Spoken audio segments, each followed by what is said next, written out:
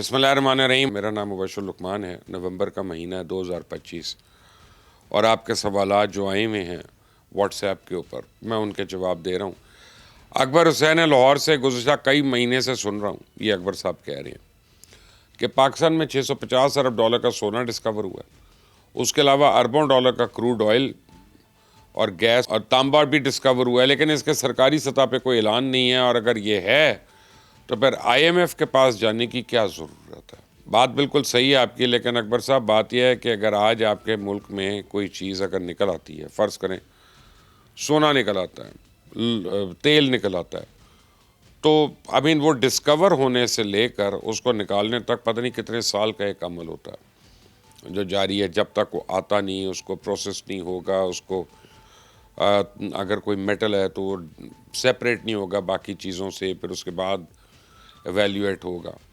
پھر یہ کہ کچھ چیزیں ہوتی ہیں کہ ڈسکور ہو جاتی ہیں لیکن ان کو نکالنے کی کاسٹ اتنی زیادہ ہوتی ہے کہ ان کو ایکسپلور کرنا کوئی فائدہ مند نہیں ہوتا. پھر ایسا بھی ہے کہ جیسے پاکستان میں تیل کا ذخیرہ ہے، بہت بڑا ہے، لیکن یہ کراچی کے ساحل کے آگے ہے اور وہ ایریا ہے جس کے اوپر انڈیا آپ دیکھیں سرکری کی باتیں کرتا ہے، حملہ کرنے کی باتیں کرتا ہے. اس کو انہوں نے پہلے دن سے ڈسپیوٹ میں سے رکھا ہوا ہے کہ وہ کہتے ہیں کہ جی اس میں انڈیا کا حق ہے، ہم کہتے ہیں پاکستان کا حق ہے. تو انہوں نے اس کو انٹرنیشنل ایک ڈسپیوٹ میں کنورٹ اس لیے کیا ہوا ہے کہ پاکستان وہاں سے تیل نہ نکال سکے.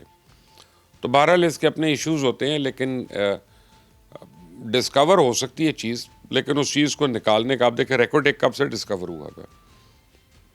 ہمارے پاس ابیلٹی نہیں ہے، ٹیکنالوجی نہیں ہے کہ ہم خود سے نکال لیں. پھر اس کے آپ کانٹریکٹس کرتے ہیں، کانٹریکٹس چیلنج ہو جاتے ہیں، پھر آپ دوبارہ کرتے ہیں، پھر دوبارہ ٹینڈرز ہوتے ہیں. بڑا لمبا چوڑا پروسیجر، اور پھر اس کے بعد اس کی ایکسکیویشن شروع ہوگی. تو اینی وے آئی ہوپ کہ ذرا جلدی ہو جائے. ماجد رضا منڈی بہاؤدین سے، کیا کرپشن پہ چائنا کی طرح کا کوئی قانون نہیں پاس ہو سکتا کہ جو کرپشن کرے اس کو سزائے موت دی جائے؟ اگر اپنی بات کروں تو میں ایک دکاندار ہوں، میں یہاں ایک ایک روپیہ اکٹھا کر کے گھر چلا جاتا ہوں، گورنمنٹ کو ٹیکس بھی دیتا ہوں، اور یہ ہمارے ٹیکس کے چوری کر کے اپنے گھر بھر رہے ہیں. اس میں کوئی شک نہیں ہے کہ ہمیں کرپشن کے لیے انٹالرنٹ ہونا پڑے گا. اور کرپشن ایک ایسی چیز ہے کہ میں سمجھتا ہوں وہ ہمارے خون کے اندر سرائیت کر چکی ہے کہ اب اس کے بغیر ہم شاید رہ ہی نہیں سکتے. حالت تو اب یہ ہے، اور یہی سچ ہے، یہی کھرا سچ ہے کہ کرپشن اب وہی بری ہے جس میں میرا حصہ نہیں ہے. اگر مجھے حصہ مل رہا ہے تو میں اس کو جسٹیفائی کر دوں گا، اگر حصہ نہیں مل رہا تو پھر میں اس کی نشاندہی کروں گا. اور یہ میں ہر ایک کے لیے بات کر رہا ہوں.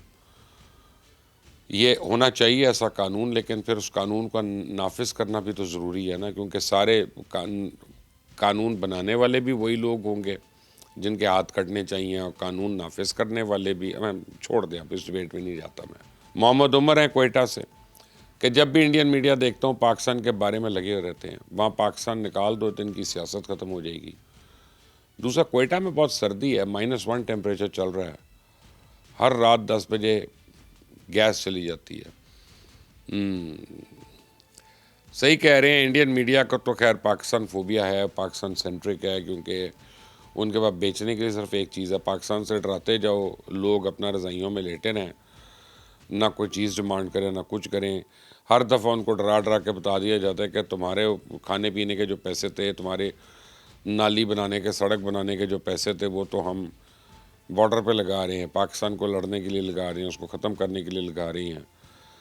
تو بہرحال یہ تو ان کا ہے، وہ پاکستان سینٹرک ہیں اور اتنے جھوٹ بولتے ہیں، بلکہ کامیڈی شوز ہی اب تو لگتے ہیں. کل میں کسی کا پوڈ کاسٹ سن رہا تھا، مجھے ان کا نام نہیں آتا، لیکن وہ صاحب کہہ رہے تھے کہ 3 بہت بڑے کمیڈینز آئے ہیں انڈیا میں، ایک ارنب گوسوامی ہے، گورو واریہ، اور ایک اور کسی کا انہوں نے نام لیا تھا.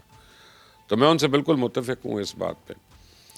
اب جہاں تک کوئٹہ کی بات ہے تو کوئٹہ کی سردی تو ہمیشہ سے بڑی خوفناک سردی رہی ہے، اور کوئٹہ کی جب ویو آتی ہے تو پورا کراچی جو ہے سویٹر اوڑھ لیتا ہے. 10 بجے کے بعد گیس چلے جانا میرا نہیں لگتا کہ سرپرائزنگ ہے، کیونکہ یہ ونٹرز میں گیس کی ایکسٹریکشن بھی کم ہوتی ہے اور وہ فریز بھی زیادہ کرتی ہے. تو اگر اس کی لوڈ شیڈنگ ہو رہی ہے 10 بجے کے بعد تو شاید اس پہ تھوڑا دیر ہمیں صبر کر لیں. یہ 2 مہینے کی بات ہے، اللہ تعالیٰ بہتر کرے آگے. عبد الرحمن ہے سعودی عربیہ سے، اللہ تعالیٰ آپ کو خوش رکھے، سلامت رکھے. سر یہ گزارش تھی کہ تھوڑا سا سی ایم پنجاب کو یاد کروا دیں، ان کو بتا دیں کہ سرگودا میں اس وقت شوگر کے مریض ہیں. حال ہی میں انسولین بلیک میں بک رہی ہے. میرے بابا شوگر کے مریض ہیں اور انسولین نہیں مل رہی ہے. آج تقریباً 10 یا 15 دن تو کنفرم ہو چکے ہیں کہ انسولین بلیک میں بک رہی ہے. میڈیکل سٹور والے 1300 سے 1400 کی بیچ رہے ہیں اور ایجنسی والے کسی کو دیتے نہیں، کسی کو نہیں دیتے، کسی کو دے دیتے ہیں. پلیز ذرا ہماری آواز اٹھائیں. سی ایم پنجاب کے آگے کیا آواز اٹھائیں؟ ان کو اس وقت پرائم منسٹر بننے کا شوق ہے اور وہ as a prime minister he behave کر رہی ہیں. پہلے وہ پتہ نہیں مجھے شاید سوئٹزرلینڈ گئی تھیں، پھر لنڈن گئیں اور اب برازیل میں بیٹھی ہوئی ہیں کو کانفرنس میں. خیر آپ کی شکایت جو ہے وہ تو ان تک پہنچ جائے گی. جب یہ وی لاگ ہے یہ تو وہاں پہ مانیٹر ہوتا ہے، اور ڈی جی پی آر جو ہیں ان کا کام ہی یہ ہے کہ حکومت مخالف جو لوگ ہیں اور جو وی لاگز ہیں ان کی ایک ایک بات کو وہ بڑھا چڑھا کر مسالے لگا کر آگے دیتے ہیں کہ میڈم جی دیکھیں اس شخص نے یہ کہا. تو یہ آپ فکر نہ کریں، یہ پہنچ گئی ہے وہاں پہ بات. اب دیکھتے ہیں اس کے اوپر اثر بھی ہوتا ہے کہ نہیں ہوتا. محمد ظہور ہے میرپور آزاد کشمیر سے. آج تک کیوں کوئی بھی لیڈر ایسا نہیں پیدا ہوا جو اس قوم میں نیشنلزم پیدا کر سکے اور جس قوم کی یونٹی دے سکے، جیسا کہ معمر قذافی نے قوم کو اکٹھا کر دیا جو لیبیا کے لیے مر مٹی تھی. قذافی سے کسی نے پوچھا اگر یہ یونٹی نہ ہوتی تو اس نے کہا اگر یہ قوم یونائٹڈ نہ ہوئی تو قوم ختم، اور اسی طرح یونائٹڈ رہی تو میں ختم. تو کیا ہمارے لیڈر اسی ڈر سے قوم کو اکٹھا نہیں ہونے دیتے؟ قذافی نے ایک دفعہ اعلان کیا کہ مصریوں کو نکال دو، خصوصاً لیبیوں نے خود ان کو دھکے مار کے نکال دیا. لیکن پاکستان میں حکومت کتنی بار اعلان کر چکی ہے کہ ہماری عوام ٹس سے مس نہیں ہوتی. شاید ہمارے لوگ ملک کے مفادات سے زیادہ اپنے مفاد کو ترجیح دیتے ہیں. دونوں چیزیں ہیں، اپنے مفاد سے زیادہ ملک کے مفاد کو ترجیح ہم نہیں دیتے. ہمارا مفاد پہلے ہے. آپ نے وہ مثال سنی ہے، اپنی بوٹی کے لیے بکرا بھی ذبح کرا دو. دوسری ایک پرابلم ہے یا لیبیا کی یا کسی اور ملک کی، عرب ممالک کی مثال بنتی نہیں ہے ہمارے لیے. دیکھیں ہمارے یہاں پولرائزیشن بہت زیادہ ہے. یہ غلط بات ہے، خراب بات ہے، لیکن ہے. ہم لسانیت میں ہیں، ہم صوبائیت میں ہیں، ہمارے میں مذہبی تفرقہ ہے، پھر ہمارے یہاں برادری سسٹم ہے. یعنی مر جائیں گے ایک برادری والے دوسری برادری میں بچے کی شادی نہیں ہونے دیں گے. تو پھر اربن رورل ڈیوائیڈ ہے، پھر رچ اینڈ پور ڈیوائیڈ ہے. تو ہم تو ایک ہوتے ہی نہیں ہیں. تو پتہ نہیں کتنے لوگ ہیں جو ان افغان کے ساتھ ٹریڈ کرتے ہیں، ڈیل کرتے ہیں، ان کے ساتھ پیسے لے رہے ہیں. کوئی ہے جو منشیات کی کاشت کر رہا ہے ان سے پیسے لے کے، کوئی ہے وہ لنڈی کوتل میں اپنی دکانیں چلا رہا ہے. ذرا پوچھیں سی ایم کے پی کے سے، وہ آپ کو شاید زیادہ تفصیل دے سکے کہ کتنا تعلق ہے لوگوں کا وہاں پہ ان افغانس کے ساتھ، اسپیشلی اسمگلرز کے ساتھ. اور پھر یہ ہے کہ کیونکہ ہمارے میں اتنی پولرائزیشن ہے، اتنی فرقہ واریت ہے اور اتنی سیپریٹزم ہے کہ ہم ایک ہوتے ہی نہیں ایک ایجنڈا پہ. شاہد ہیں فیصل آباد سے. سر آپ کو نہیں لگتا کہ ٹرمپ جو بار بار بیان دیتا ہے کہ پاکستان نے اتنے طیارے گرا دیے، یہ مودی کو غیرت دلا رہا ہے کہ کسی طرح بھی پاکستان پہ حملہ کر دو؟ نہیں، وہ مودی کو صرف یہ غیرت دلا رہا ہے. دیکھیں یہ جو لڑائی ہوئی ہے، میں آپ کو اس میں بتاتا ہوں اس میں کیا بڑی اہم بات ہوئی ہے. انڈیا کے پاس پورا یورپین ایکوپمنٹ، فرینچ بھی، رشین بھی، اسرائیل بھی، تھوڑا بہت امریکن بھی، اور پاکستان کے پاس 80% چائنیز ایکوپمنٹ. تو اب یہ پہلی باری دنیا کی تاریخ میں چائنیز ایکوپمنٹ اور یورپین ایکوپمنٹ آمنے سامنے تھے. اسی لیے شروع میں جنگ ہونے سے پہلے نہیں ٹرمپ نے اس کو روکا. اس نے کہا ذرا ایک دفعہ دیکھ لیں کہ کس کو ایج ملتی ہے.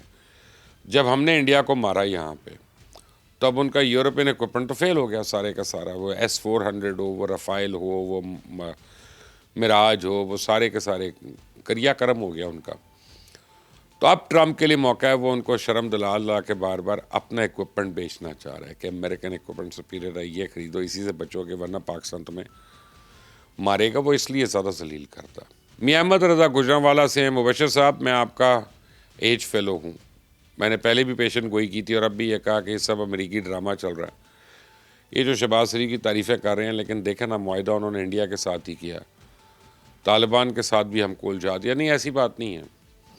اس کی وجہ یہ کہ یہ انڈیا کے ساتھ معاہدہ بہت سالوں سے ہوا ہوا ہے اور وہ آئی تھنک 5 سال یا 7 سال اس کو رینیو ہونا ہوتا ہے. تو یہ معاہدہ جو اب سائن ہوا ہے یہ 2020 میں سائن ہونا تھا. تو اس کو اتنے سال لگ گئے اب جا کے سائن ہوا. اور دیکھیں ایک دوسری بات آپ ایک یاد رکھیں کہ ملک اور جو ہوتے ہیں نا حکومتیں، یہ ذاتی دوست نہیں ہوتے کسی کے، یہ اپنے انٹرسٹ کے دوست ہیں. اگر شہباز شریف یہ سمجھے یا نریندر مودی یہ سمجھے کہ یہ کوئی میرا ذاتی فرینڈ ہے تو وہ بے وقوفی کی بات ہے. ہر ملک کا اپنا انٹرسٹ ہوتا ہے، وہ اپنے انٹرسٹ کو دیکھ کر اپنی پالیسی بناتا ہے.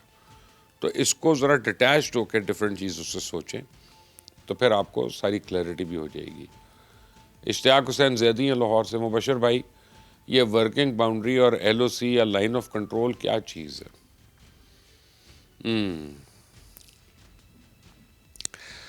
ایک ہے ڈیورنڈ لائن. ڈیورنڈ لائن تو وہ ہے کہ جو افغانستان کے حکمران نے ریکویسٹ کی تھی ایک کمیشن سے انگریزوں سے کہ جناب پاکستان اور افغانستان کے بیچ میں بارڈر بنا دیں ہمیں تاکہ پرابلم نہ ہو.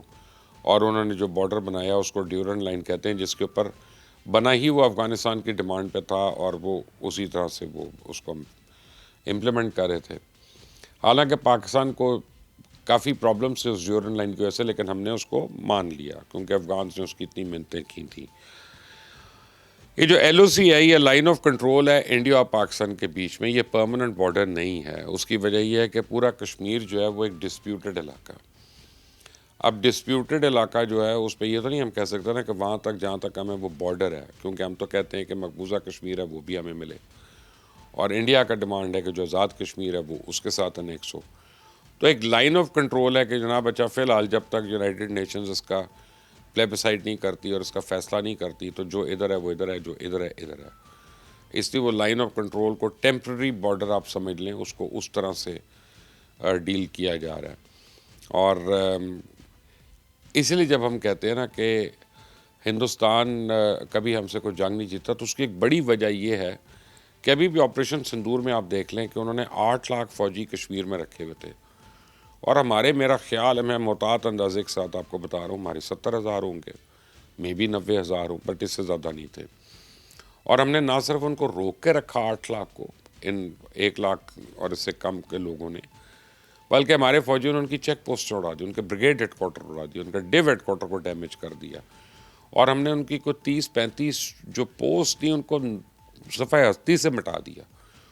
تو اس لیے آپ اس سے جب تناظر سے دیکھتے ہیں تو ہم ملیٹریلی ہم کہہ سکتے ہیں کہ وکٹری ہماری ہوئی ہے، لیکن لائن آف کنٹرول کے آگے نہیں جاتا کوئی، اور نہ وہ آ سکتے ہیں. خیر الحمدللہ. اور اگر انڈیا آ سکتا ہوتا تو کب کا آ کے لے گیا ہوتا.